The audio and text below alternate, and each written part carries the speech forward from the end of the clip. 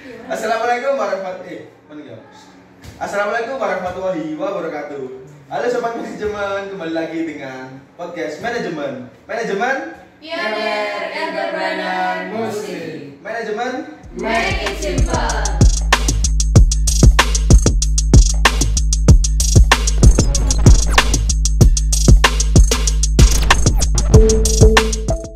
Kali ini saya Hasbi akan menjadi host yang akan memandu podcast kali ini. Podcast ini bertemakan kehidupan ketua organisasi.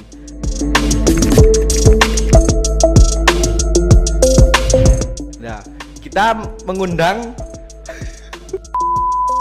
kali ini kita mengundang tamu yang sangat spesial, yaitu seorang ketua Hima Prodi di Winsa ini.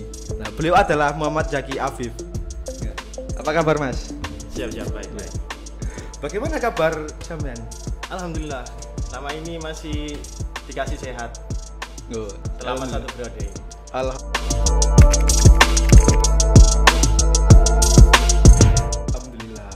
Oh iya, ketua organisasi itu suatu pemimpin ya Mas ya? Apa organisasi yang Anda pimpin itu apa sih? Jadi di sini di masa bakti 2022 saya diamanai sebagai ketua organisasi di tingkat prodi. Oh, tingkat prodi. Ya, biasa disebut himpunan mahasiswa program studi. Oh, kayak gitu. Itu ya. Bedanya dengan ketua Karang Taruna itu apa, Mas? Beda. Kalau ketua Karang Taruna, iya. Itu analisis logikanya itu sebuah organisasi yang ada di tingkat kampung lah. Oh iya. Nah, sedangkan kalau di sini kita ngelit sebagai apa ya? Sebagai ketua organisasi di tingkatan universitas atau tingkatan program studi yang mana yang kita pimpin itu kurang lebihnya mahasiswa-mahasiswa. Oh, gitu. Berarti tujuan menjadi ketua organisasi itu untuk mengembangkan prodi yang Anda pimpin itu ya Mas ya? Betul, bukan cuma mengembangkan prodi sih sebenarnya. Masih banyak tujuannya. Salah satunya juga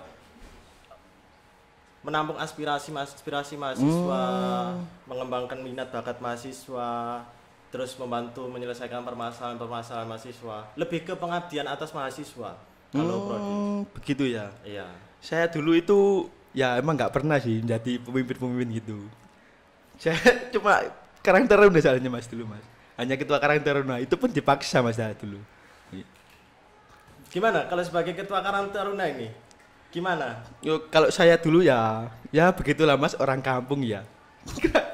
Ketua Karang Taruna itu tugasnya waktu Agustusan saja Mas, kayak mengadakan lomba gitu-gitulah Mas. Soalnya kurang aktif kan kalau di saya. Mungkin kalau di kampus ini apakah aktif banget atau sama kayak saya dulu? Hanya event-event tertentu aja baru berjalan gitu Mas kegiatannya. Kalau di tingkat kampus itu bukan di tingkat kampus sih sebenarnya. Kalau di lingkup universitas atau perguruan tinggi itu kita yang membuat program. Jadi bukan gitu. Setiap ada event, contoh nih setiap 17-an kita baru buat program, enggak. Tapi kita yang nyusun program, entah itu mau disetel setiap bulan, setiap tahun, atau event-event kecil-kecilan, atau acara-acara apa, yang mana balik lagi tujuannya untuk rekan-rekan mahasiswa ini biar dapat tersalurkan. Oh, kayak gitu aja. Ya. Lah contohnya kayak program-program yang telah tersalurkan itu apa aja Mas? Wah, kalau contoh-contoh banyak sekali. Nanti bisa lah di follow IG-nya Hima Prodi Manajemen kayak gitu. Contohnya aja ya, kalau seumpama kita bicara tentang pengembangan skill mahasiswa lah, pengembangan soft skill atau pengembangan intelektual mahasiswa, itu biasanya kita buat semacam webinar. Oh, webinar, seminar kayak gitu. Ataupun kita penyampaian informasi itu kita sampaikan. Apa yang kita dapat informasi dari dekanat, rektorat, itu kan kita teruskan ke teman-teman. Oh, berarti programnya itu harus benar-benar bermanfaat untuk mahasiswa gitu ya Mas ya? Betul. Lah kalau misalnya ada program yang tidak terselesaikan gitu gimana Mas? Lah, program tidak terselesaikan itu gimana dulu? Contoh. Maksudnya kan pastinya kan suatu program ada hambatan gitu sih Mas. Ya, betul. Lah itu yang membuat program tersebut tidak jalan gitu. Lah Anda ini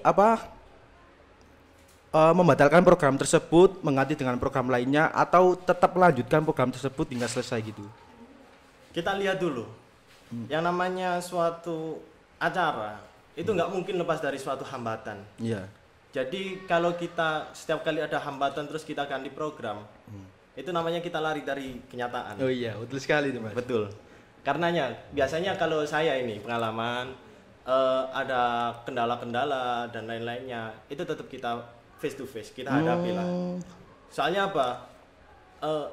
Ketika kita ada hambatan terus kita lari, kemudian the next time kita dapat hambatan yang sama, kita nggak bakal nyelesain solusinya. Kita nggak bakal bisa dapat solusinya, kayak gitu. Jadi mau nggak mau tetap kita harus hadapi, sulit nggak sulit tetap dihadapi, kayak gitu. Oh berarti berat banget ya memang ya? Enggak, tenang aja. Nggak ada berat-beratnya kok. Selama kita ikhlas nggak ada berat-beratnya. Oh berarti tanggung jawabnya itu sangat besar ya Mas ya? Enggak, kalau dibilang besar, tapi kalau dibilang sulit enggak. Dalam arti apa? Semuanya kalau dijalani dengan ikhlas, nggak ada yang sulit. Tetap di. Lah berarti Masnya ini kalau mengatur waktu perkuliahan dengan organisasi sebagai ketua ini bagaimana Mas? Apakah perkuliahannya juga lancar atau gimana gitu Mas? Tentu.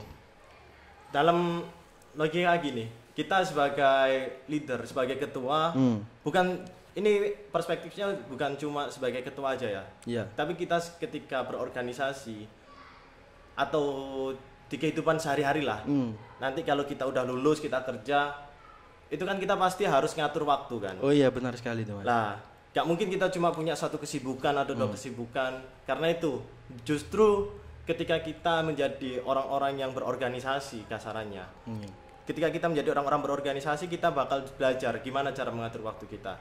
Lah kalau saya pribadi itu biasanya kalau seumpama urusan perkuliahan itu saya lihat. Jadi saya timbang dulu sebelumnya berapa persen buat apa namanya organisasi prioritas, skala prioritas. Saya buat skala prioritas dulu. Jadi saya lihat ini tugas ini mana yang lebih penting antara andai kata nih ada event udah mepet. Oh iya. Terus tiba-tiba saya kasih tugas tapi deadline-nya masih lama.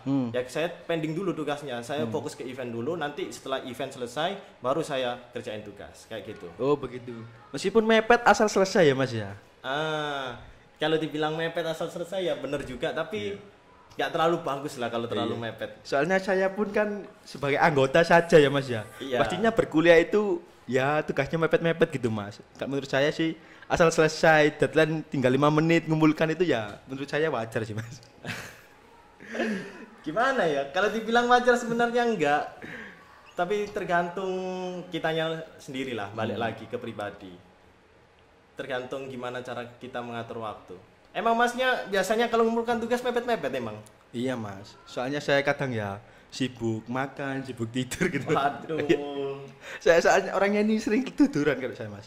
Kalau Masnya ini apakah jam tidurnya teratur atau gimana gitu Mas? Kalau dibilang teratur, masalahnya gini, konsep teratur setiap orang itu beda-beda, Pak. Jadi contoh, teraturnya Mas Hasbi tidurnya jam 10.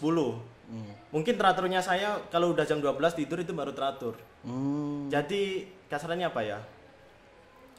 Energi kita itu juga beda-beda. Jadi kita gerak kita apa itu sesuai dengan apa yang kita punya lah kasarannya. Tergantung kitanya sendiri. Tergantung seberapa perlu kita tidur. Kadang ada, aku pernah nemuin orang. Iya. Tidur itu 3 jam cukup. 3 jam 4 jam udah cukup. Tapi ada juga yang tidur perlu sampai 6 jam. Jadi kalau kita bilang teratur, gak ada aturan pastinya. Iya.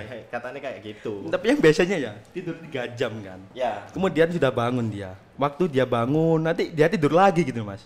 Wah, itu sulit.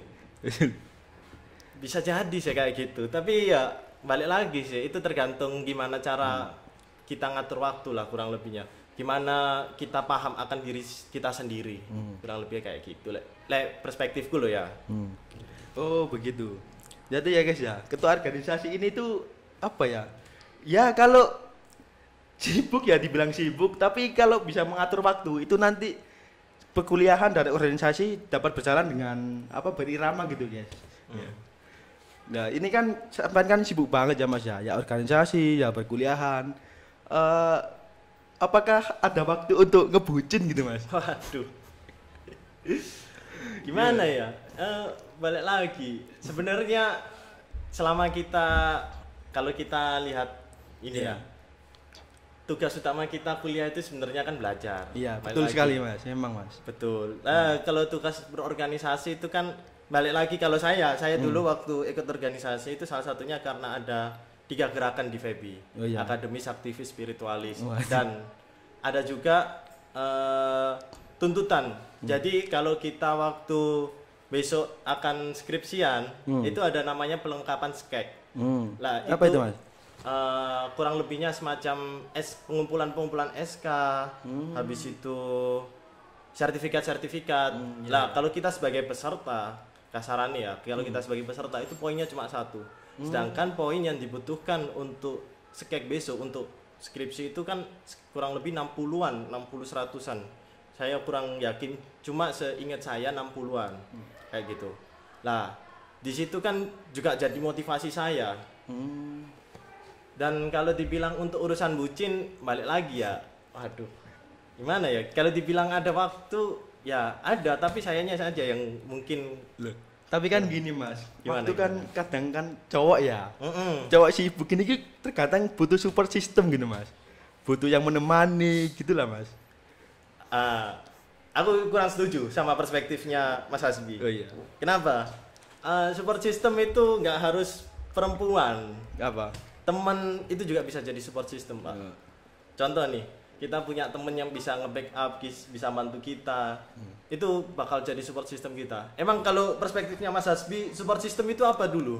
Support system itu kayak misalnya kita capek ya apa gimana, kita itu cerita ke apa doi kita atau Chris lah. Ke psikiater aja kalau gitu. Enggak Lebih Mas, real- psikiater kan menghabiskan uang kan Mas ya. Ah. Dan mahal juga kan. Ya kalau gitu ke teman lah, ke teman. Kalau saya. Oh ke teman. Heeh. Kan kalau sama teman cowok ya, masa setiap hari barengan gitu. Kan teman cowok Mas juga kan terkadang ada yang punya doi ataupun sibuk yang lainnya.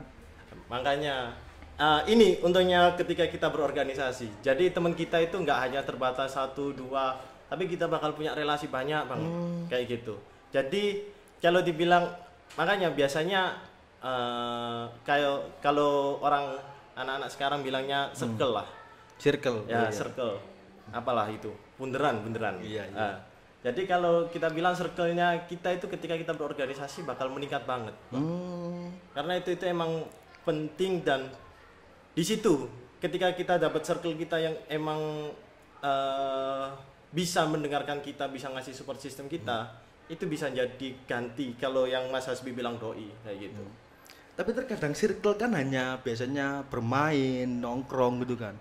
Kalau circle saya sih jarang gitu Mas, kayak mendengarkan curhatan atau ada yang curhat gitu. Biasanya kalau saya ya prinsipnya, saya cari dulu teman-teman yang emang senasib dengan saya, dalam arti teman-teman yang emang bisa memahami saya dulu. Di situ saya bercerita. Jadi nggak semua teman saya juga saya ceritain. Kita pilih dan pilah lah kasarannya. Oh, berarti mencari teman yang memang benar-benar dia itu bisa memberikan solusi atau pendapat kepada sampean gitu ya. Betul. Emang kayak gitu. Soalnya kalau dibilang circle doi dan lain-lainnya itu aduh. Itu tergantung perspektif masing-masing lah. Ada yang orang butuh, ada yang enggak. Kayak gitu.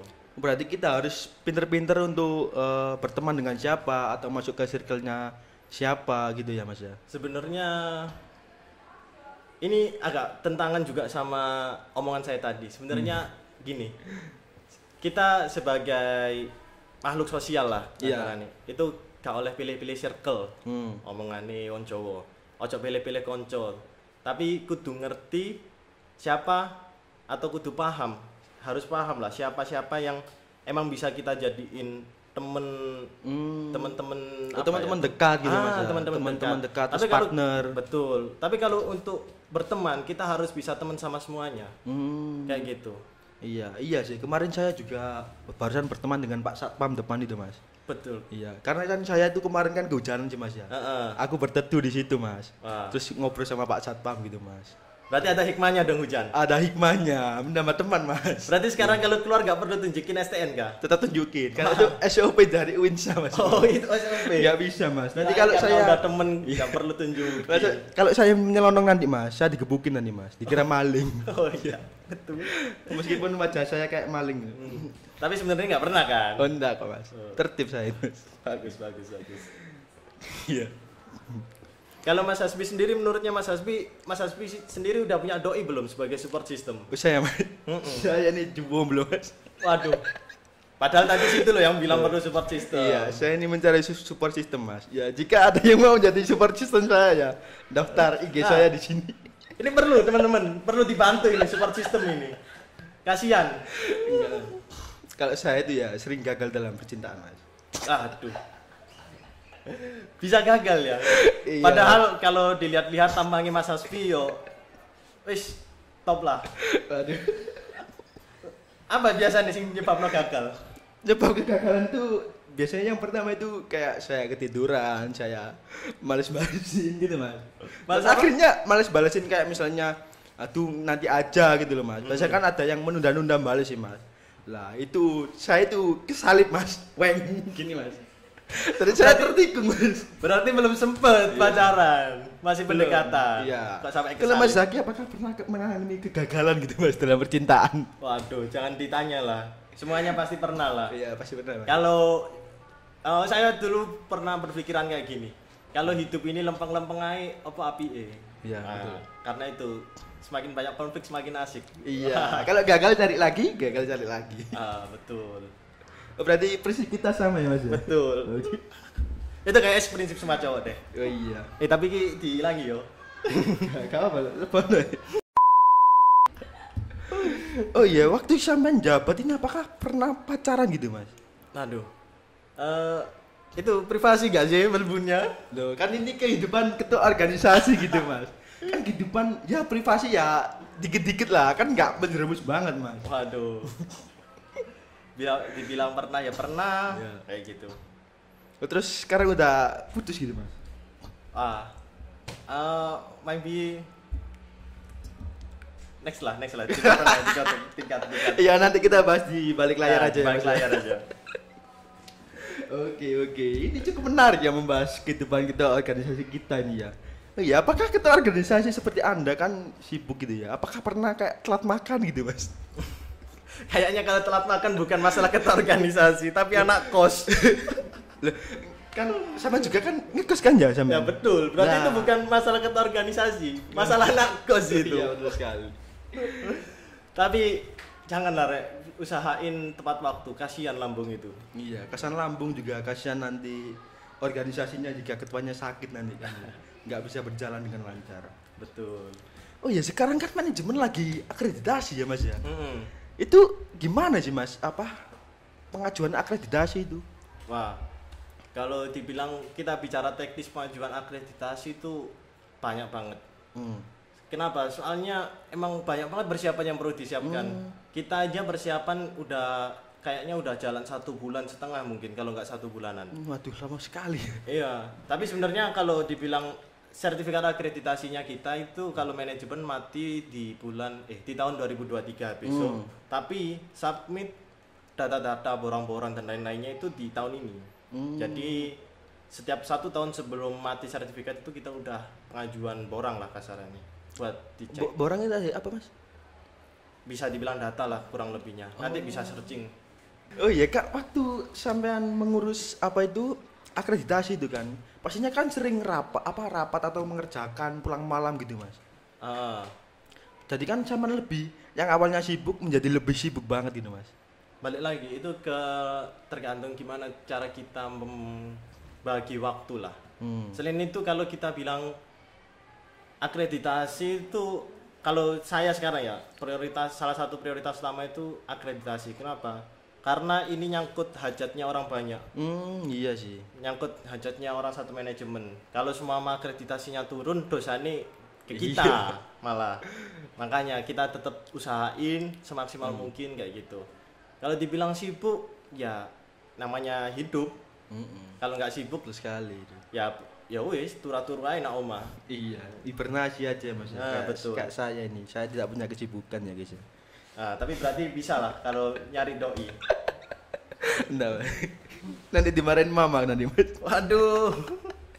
Tapi bukannya sebelumnya pernah punya doi nggak sih Mas Hasbi? Oh, itu rahasia itu Mas, nggak boleh. Loh, pernah kan? Ya, Masa ya saya udah pernah lah. ditanya saya situ nggak bisa membuka. Ya pasti pernah Mas. Ah. Setiap orang itu pasti Selama memiliki- perkuliahan. Oh iya, Pernah. Pernah. Oke. Iya. Itu nanti dibahas di balik layar aja nanti. Ya. Waduh. Kita curhat-curhat gitu Mas. Banyak banget bahasanya di balik layar ini. Iya, memang begitulah. Karena sesuatu itu ada yang tidak boleh ditampilkan di depan kamera gitu Mas. Betul. Oh ya, balik lagi ke akreditasi ya Mas ya. Heeh. Untuk akreditasi sekarang ini apa sih Mas, manajemen ini? Untuk sekarang kita masih terakreditasi B. Tapi insya Allah kita sebagai tim akreditasi ngusahain gimana sih caranya manajemen biar bisa A. Ya, amin. Saya doakan supaya akreditasi manajemen menjadi A. Amin. Oh ya, untuk timnya sendiri akreditasi itu ada siapa saja sih Mas? Timnya itu terdiri dari banyak sih sebenarnya. Ada kaprodi, sekprodi, dosen-dosen yang terpilih sama mahasiswa-mahasiswa terpilih. Iya, untuk mahasiswa di angkatan Mas Zaki ini ada berapa? 45, ada 5. Saya, wakil saya, Mas Nabel, terus ada Mbak Ira, Mbak Agnes, sama Mbak Teresa. Ada 5 totalnya. 5 ya, berarti emang itu tim-timnya itu orang yang unggul banget ya guys ya. Lebih bukan unggul sih, lebih ke itu tim-tim rajin. Kalau saya kan udahlah. Sama rajin banget dong, kan terpilih Mas. Kan saya yang memilih soalnya. Sampai ya, Masya Allah.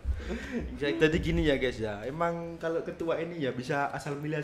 Mungkin kalau beliau ini pengen cari doi ya tinggal nunjuk aja. Kamu jadi pecat saya. Gak bisa. Gak pernah kayak gitu. Oh, nggak Itu perspektif hoax. Saya sering banget dengar kalau kamu jadi ketua organisasi atau apa, berarti kamu bebas milih dong di itu. Emang menungso dipatakno barang. Iya, mungkin itu menyamakan dengan di warteg loh Mas. Kan memilihnya tinggal tunjuk gini Mas. Iya, betul. Untuk menu kesukaan Mas Zaki ya, ketua organisasi ini apa sih Mas? Menu apa ini? Ya menu di warteg gitu tadi Mas. Waduh. Mau dibelikan lah. Berarti karena saya Iya, nanti kan ada konsumsi biar Oh, anak gitu. buah saya ini yang membelikannya nanti Mas. apa ya? Gak pilih-pilih sih sebenarnya. Oh, Pokoknya ada lah. Masya Allah banget ya. Ini ya guys ya, Mas Zaki ini makanan aja tidak pilih-pilih guys. Apalagi doi ya guys ya. Yang daftar nanti bisa hubungi Mas Zaki. Waduh. Kata ketua organisasi ini meskipun beliau ini bilang tidak terlalu butuh support system, sebenarnya dia ini butuh banget ya guys ya. Itu dari mana kesimpulan butuh banget itu? Iya, karena kalau beliau ini lupa makan kan doinya bisa memberikan gitu kan, apa membawakan makanannya. Gitu. Wah. Enggak. Itu cuma hoax Rek. Jadi apa yang diomongkan Mas Hasbi ini kebanyakan bullshitnya lah. Kalau perihal doi. Enggak dong. Saya ini sudah meriset ya guys ya.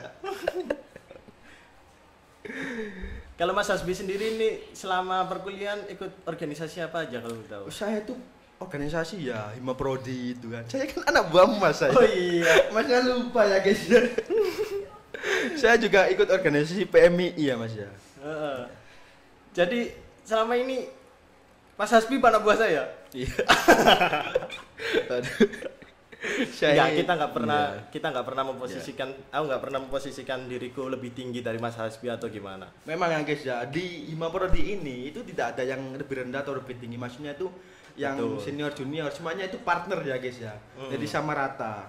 Urusan jabatan itu ya hanya formalitas di catatan aja guys. Sebenarnya kita setara dan sering bergurau bersama gitu. Saya pernah marah ke Mas Hasbi. Oh enggak pernah guys. Kalau beliau marah ya saya nanti ngambek nggak mau ngeditin video guys. Maklum ya guys ya, jiwa ngambek saya ini lebih besar daripada jiwa jengkel saya. Iya. Betul sekali.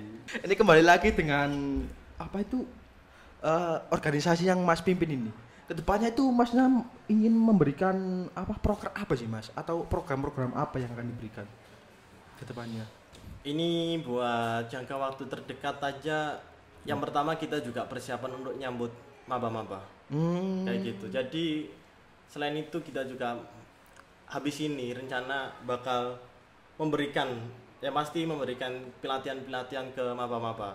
Pengalaman soalnya waktu saya maba nih. Iya. Waktu saya maba, saya masih bingung biasanya buat makalah lah, buat artikel, jurnal, gimana cara buat footnote, referensi, ngambil dari mana, itu masih banyak banget lah yang dibingung. Iya sih, memang benar itu Mas. Saya sendiri pun dulu kan nggak dapat pelatihan ya Mas ya. Sekarang pun saya itu bingung gitu membuat makalah, harus melihat template-nya Mas saya itu Mas. Kalau itu bukannya Mas Hasbi juga dilatih waktu pelajaran-pelajaran kayak Medpen dan lain-lainnya, emang ikut Mas Hasbi?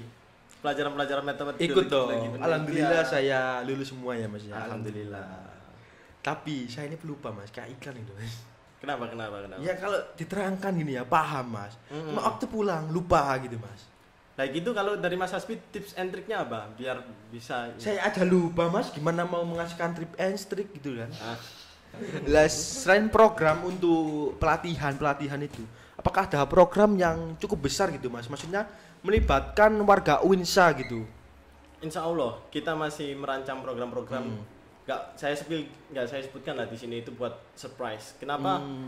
Karena itu emang buat surprise lah kita, buat teman-teman rekan satu manajemen, rekan satu Winsa. Kayak gitu. Maksudnya di spill dikit gitu Mas. Waduh. Maksudnya apa? Kayak program apa gitu, nggak bisa disebutin gitu. Maksudnya kayak ciri-cirinya gitu lah. Ya kurang lebihnya mungkin buat perayaan kita lah, disnatalis kita. Oh, tunggu ya guys ya, disnatalis manajemen ya guys ya. Betul. Nanti kalau udah tersebar bakal udah keren lah pokoknya. Keren banget emang. Oh iya, untuk masalah kan di dalam organisasi itu banyak anggota-anggotanya Mas ya. Apakah ada anggota yang apa itu kurang rajin gitu Mas, sehingga menghambat jalannya organisasi yang Mas pimpin itu? Sebenarnya kalau dibilang rajin enggak, kriteria rajin enggaknya itu apa sendiri juga masih subjektif. Jadi enggak ada patokan yang pasti lah kurang lebihnya. Iya. Nah, karena itu mungkin kalau dibilang, kalau saya kata-katanya bukan rajin enggak, tapi lebih ke aktif atau pasif gitu. Iya. Nah, kalau dibilang ada, pasti di semua organisasi dari dulu sampai sekarang saya ikut pasti ada dua hal itu. Anggota yang pasif dan ada anggota yang aktif. Iya sih, memang kan setiap orang kan beda-beda gitu kan. Ada yang maksudnya itu, oh ya saya sudah ikut organisasi ini, saya itu harus apa itu effort banget lah. Maksudnya enggak banget sih. Kayak ya membantu lah, tanggung jawab gitu Iya. kan. Tapi untuk mengatasi orang yang kurang aktif ini gimana sih Mas? Balik mana? Kalau saya sebagai ketua organisasi, saya cek and recheck dulu. Apa sih sebenarnya masalah dia nggak aktif itu? Karena gini, saya banyak banget ngalami kasus bahwasannya, oh si A ini nggak aktif karena ada masalah sebenarnya, ada masalah di rumah atau ada masalah apa. Nah, kita kan sebagai kasarannya kalau masalah rumah itu kan masalah pribadi lah ya. Jadi dan kita juga punya keluarga dan lain-lainnya. Jadi kita juga harus bisa memahami. Oh, berarti kalau beliau masih ada masalah rumah, beliau masih belum bisa aktif. Sebenarnya saya nggak terlalu mengharuskan seseorang ini sih. Ketika dia ada masalah, terus dia yang terpenting itu bilang, cerita. Jadi kita sebagai ketua organisasi itu bisa mengerti, oh si A ini sedang ada masalah. Oke, kita kasih apa ya, kasarannya kita pahami lah, kita mengerti. Oh berarti dia belum bisa hadir atau belum bisa aktif di organisasi, dia masih menjadi anggota pasif dan lain-lainnya. Jadi lebih ke arah apa ya, kelapangan dada kita lah. Juga pemahaman kita kayak gitu. Oh ya, berarti kita itu harus mengerti kenapa kamu pasif gitu kan. Pasti kan ada alasan-alasan yang jelas. Betul. Berarti kalau menjadi ketua organisasi ini selain memiliki ilmu kepemimpinan, juga memiliki ilmu psikologis ya Mas ya. Harus itu. Iya. Soalnya kalau gimana ya? Kalau kita di organisasi itu pasti banyak banget masalahnya. Baik masalah personal to personal, personal to kelompok atau grup to grup itu juga sering. Jadi cara kita ngadepi setiap orang itu beda-beda. Mungkin cara saya kalau ketika Mas Hasbi ada masalah atau Mas Hasbi buat masalah, itu pasti beda cara saya ngadepin dengan orang lain. Jadi kita sesuaikan lah gimana cara kita berhadapan kayak gitu. Oh, berarti dilihat dari orangnya langsung ya. Misalnya orang ini itu apa? Ada yang apa namanya? Yang murung itu apa, Mas? Introvert lah.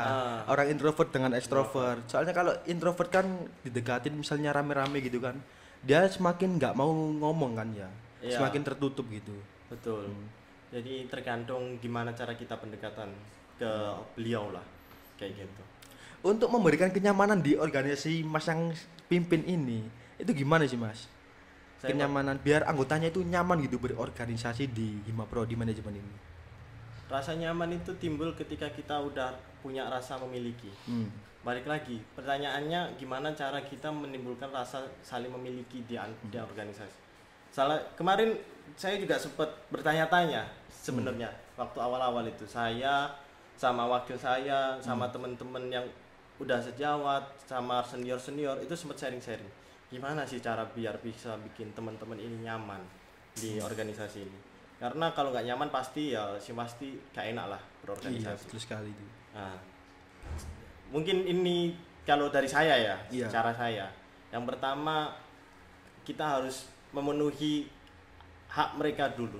Sebelum kita menuntut kewajiban, kita penuhi dulu hak mereka. Contoh haknya itu apa, Mas? Contoh nih, teman-teman berhak untuk dapat ilmu, berhak untuk bisa sharing-sharing langsung ke kita, berhak untuk tanya-tanya, habis itu banyaklah hak-haknya, berhak untuk bisa berorganisasi, berhimpun dan lain-lainnya. Itu sebenarnya hak-hak berorganisasi itu banyak banget kalau kita sebutkan, tapi dalam arti kayak gini, kalau kita nggak memenuhi, logikanya kayak gini, kalau Mas Hasbi nih sebagai mahasiswa, haknya Mas Hasbi, contoh hak untuk dapat kelas atau diajar secara offline nih, kan sekarang udah boleh offline dong. Iya. Secara belajar secara offline, haknya Mas Hasbi belum terpenuhi. Kira-kira Mas Hasbi nyaman gak nak kelas? Ya pasti tidak nyaman sih, Mas. Nggak Karena nyaman, saya kan? merasa saya ini sudah masuk sini kan harusnya dapat hak tersebut. Betul. Kalau saya nggak dapat ya saya nggak nyaman sih. Ya, karena itu tadi saya buat hak saya untuk apa? Saya berikan hak-hak teman-teman dan lain-lainnya untuk bisa memberikan rasa nyaman kayak gitu. Berarti tanggung jawab ketua organisasi ini besar banget ya. Selain untuk memimpin organisasi yang Saman pimpin, juga apa itu mengawasi para anggota-anggota organisasi tersebut. Sehingga para anggotanya itu memiliki rasa kenyamanan, keamanan dan juga rasa memiliki di organisasi itu ya. Betul. Ya kalau dibilang banyak ya banyak, kalau dibilang mudah ya mudah, bilang sulit ya sulit, tergantung lah. Iya. Mungkin ini Saman bilang mudah, mungkin sebelumnya pernah gitu kan waktu SMA organisasi gitu kan. Ya dulu kalau waktu SMA beda lah. Feel ketika kita berorganisasi di SMA sama feel ketika kita berorganisasi di tingkat perkuliahan. Cuman mungkin ilmu-ilmu yang kita dapatkan di SMA sedikit banyak masih bisa kita terapkan kayak gitu. Oh iya, perbedaannya mungkin kalau SMA itu kan apa ya tingkat sekolahan gitu kan ya. Pastinya Lebih ke apa ya? Lebih ke manut-manut. Aku ngarani. Lebih ke ya orang-orangnya patuh masih. berarti tidak ada pertentangan pendapat gitu, Mas. Mungkin ada cuma satu dua lah. Nggak terlalu banyak. Tapi kalau di sini di tingkat perkuliahan itu udah benar-benar kayak kita sebenarnya ada istilah nih. Dan istilah ini setelah saya terjun sendiri benar-benar nyata bahwasanya perkuliahan itu atau kampus itu miniatur dari suatu negara, dan itu fakta. Jadi di sini benar-benar kita berusaha, kalau contoh saya ya berarti anggaplah sebagai kepala desa kayak gitu. Sebagai kepala desa saya harus memahami lah kan warga-warga desa saya perlu apa. Itu benar-benar penting kayak gitu. Jadi sedangkan kalau di tingkat SMA itu kita masih biasanya, kalau saya dulu itu masih dapat bimbingan, dari guru dan lain-lainnya. Tapi kalau di tingkat ini kita benar-benar udah independen rasanya. Oh iya sih, kalau OSIS dulu kan emang itu ya, apa itu tidak terlalu menerima aspirasi, maksudnya bukan tempat tampungan aspirasi dari para siswa-siswa yang ada di sekolah tersebut kan. Ya, kalau di tingkat SMA masih ada BK. Iya. Kalau di tingkat kuliah ada BK. Iya. Ada sih sebenarnya, cuma lebih ke anak-anak juga cara memanfaatkan sebenarnya. Tapi ya kalau dibilang ada. Iya. Saya dulu pernah mas daftar OSIS kan, gak diterima mas. Kenapa? Saya itu kan datangnya terlambat sih mas ya. Saya dulu itu orangnya pemalu banget mas. Waktu ditanyain mas wawancara, tangan saya ini berkeringat dingin mas. Kayak beku di kutub utara gitu mas. Wah. Sampai diilokkan gitu. Kok dilakukan apa? Diceng-cengin sama yang wawancara gitu. Jangan kayak jangan malu gitu tadi gitu mas. Mas saya itu pemalu dulu. Kalau sekarang malu-malu mas. Berarti sekarang udah enggak dong. Oh enggak saya. Alhamdulillah ya. Itu karena apa itu sebabnya? Sebabnya ya karena saya itu ya salah satunya itu masuk organisasi gitu sehingga saya lebih kenal banyak orang. Jadinya kalau saya malu itu bisa sedikit dihilangkan kan. Karena udah kenal sama ini kok ngapain malu gitu. Misalnya ada di satu tempat gitu. Berarti itu salah satu ilmu yang didapatkan selama berorganisasi. Betul sekali. Organisasi itu emang ya kalau dibilang penting banget ya enggak juga sih. Kan tergantung perspektif masing-masing. Tapi kalau bagi saya yang berkecimpung di dunia organisasi menurut saya pun ya itu penting sih. Penting banget sih. Saya sepakat sama Mas Hasbi. Soalnya apa? Di kampus, di sekolahan, di perkuliahan lah poinnya. Itu kita diajari akademik. Tapi kita mungkin kurang diasah di bidang soft skill kita. Contoh tentang gimana cara kita untuk komunikasi, ke lobby, habis itu public speaking dan lain-lainnya itu gak terlalu diajarkan. Tapi ketika kita udah berkecimpung di organisasi, itu biasanya kita benar-benar belajar kayak gitu, belajar cara berpikir, belajar nyelesain masalah, solusi kayak gitu. Berarti masnya ini sudah dapat banyak banget ilmu dari organisasi ini ya? Alhamdulillah. Sebenarnya saya juga nggak cuma berkecimpung di satu organisasi sih selama di perkuliahan ini. Masih ada beberapa kayak gitu. Apa itu mas? Boleh disebutkan mas? Yang pertama ya Hima Prodi, habis itu di PMII saya juga berkecimpung. Habis itu udah sih 2 itu aja.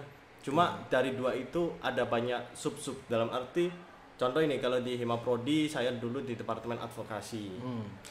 Habis itu akhirnya sekarang masuk ke alhamdulillah dikasih amanah buat menjadi ketua, yang mana juga mulai sedikit banyak paham.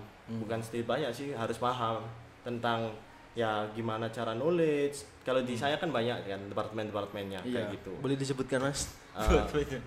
Kalau di saya itu ada 6 departemen. Knowledge, advocation, habis itu multimedia, support, apa lagi ya? Public relation. Satunya oh iya, multimedia. Multimedia guys ini. Oh, entrepreneur. Entrepreneur. Entrepreneur, iya. Jadi di masing-masing bidang kenapa sih kok namanya kayak gitu? Itu juga fokus ke sesuai dengan bidangnya masing-masing. Jadi sedikit banyak saya juga mulai belajar edit yang dulunya nggak pernah. Jadi banyaklah manfaatnya. Untuk departemen sport sendiri itu kan biasanya ada turnamen-turnamen gitu sih mas. Lah ini kedepannya ini apakah ada turnamen yang besar gitu? Ya kalau urusan turnamen-turnamen kita udah rancang. Rancang sedemikian rupa. Jadi kalau dibilang ada, kedepannya bakal ada. Kayak gitu. Oh ya. Berarti untuk turnamennya apakah ada organisasi? Apakah ada olahraga yang disukai Mas Jeki masuk ke dalam turnamen tersebut ini, Mas? Kalau saya ikut turnamen itu kayaknya belum pernah deh. Mungkin turnamen-turnamen kayak ML kayak gitu. E-sport lebih tepatnya game lah, turnamen game. Tapi kalau turnamen kayak futsal, volley dan lain-lainnya masih belum pernah ikut. Untuk organisasi Masnya sendiri, olahraga kesukaan Masnya ini apa sih? Saya lebih suka biasanya di volley sama badminton lah. Kalau mendaki gunung gitu kan? Itu juga suka, tapi itu bagiku bukan olahraga tapi semacam hobi. Oh iya, benar. Hobinya berarti hanya mendaki gunung melewati lembah gitu Mas. Banyak lah. Hobi itu tergantung dengan gimana habit kita, dan habit itu juga dibentuk bukan bawaan. Jadi bentukan dari kita sendiri. Untuk sekarang ini apakah Mas Zaki masih bisa meluangkan waktu untuk apa itu menjalankan hobi tersebut? Masih. Kalau sumama saya ada waktu luang, saya jadiin pendaki gunung yang awalnya menjadi mungkin berkurang, lebih ke yang dulunya sering banget, sekarang sedikit demi sedikit berkurang kayak gitu. Tapi masih sempet. Itu buat saya jadikan refreshing. Tapi naik gunung itu capek gak sih Mas? Capek, tinggi banget gitu kan. capek. Tapi feel-nya itu bakal dapet. Kalau kita Mas Halbinya udah pernah naik gunung belum sebelumnya?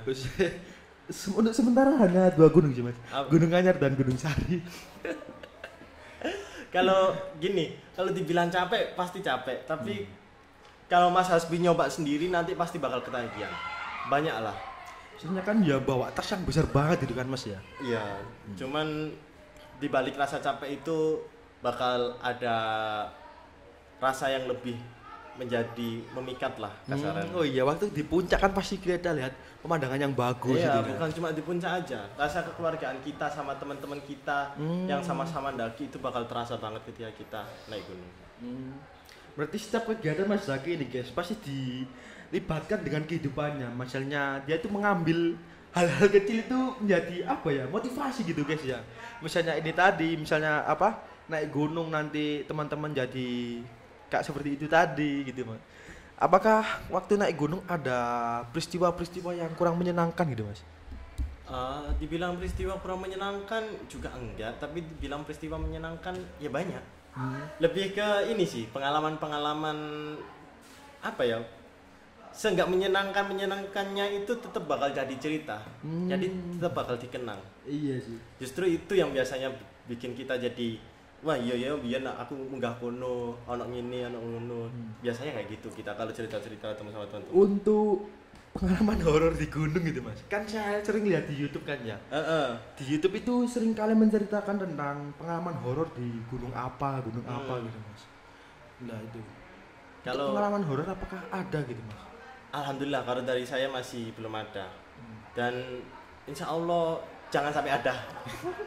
Berarti Mas Zaki ini tipe orang yang apakah tipe orang yang takut banget sama hantu gitu atau yang biasa saja gitu?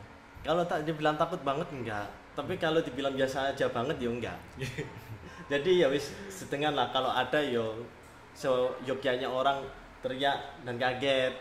Tapi kalau dibilang terus sampai kaget dan lari terbirit-birit enggak.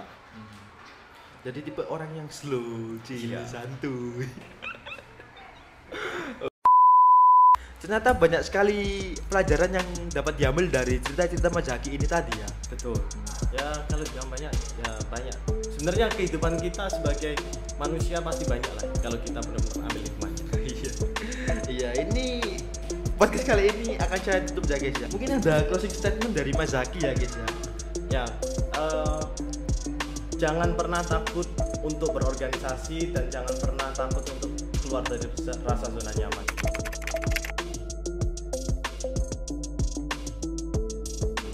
Karena apa? Daripada keluar zona nyaman lebih baik perluas zona nyaman. Iya. Terima kasih untuk Mas Zaki Sama-sama. telah memberikan waktu luang untuk menghadiri podcast kali ini.